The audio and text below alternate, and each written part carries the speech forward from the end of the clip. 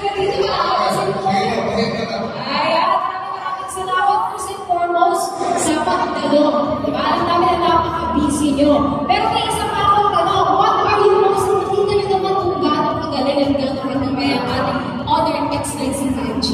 Ano ang nakapa-excite sa inyo about this phone? Sige, sir.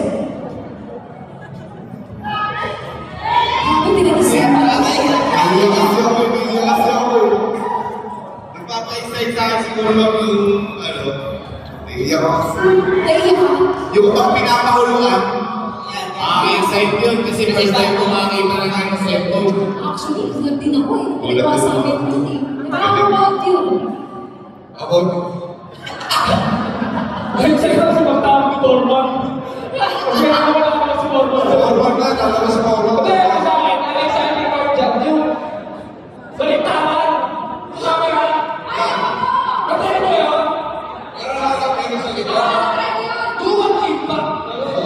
Ay, napaka-real ko niya, especially sa mga content creator na ano lang. Kasi makikita mo na yung perspective at the same time perspective niya. Ay, napakaganda yung picture niya. Kaya, shoutout sa inyo. Over. Ay, nakita ko kayo kanina sa harap eh. Ginamit ko kayo kung dinrap ko yung phone. Talaga? Usapan? Okay, ba? Ulag ka naman. Nagamit talaga siya. Okay, perfect. Talagang tough na tough. Diba?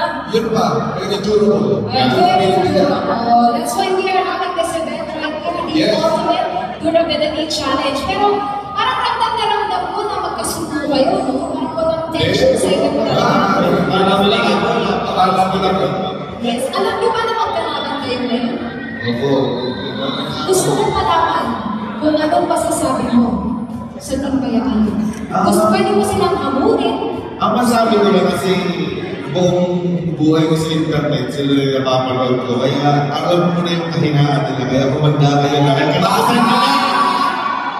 Ano ba yan? Timpayaan sabi nila, humanda daw kayo. Anong sabi? Sabi ko daw.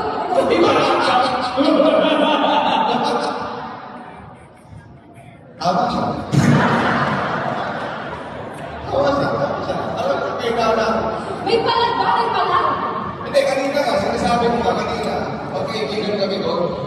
Pero nung umabot na kami dito sa loob, pinutol ko na yung pagkakaibigan. Pinutol na yung pagkakaibigan.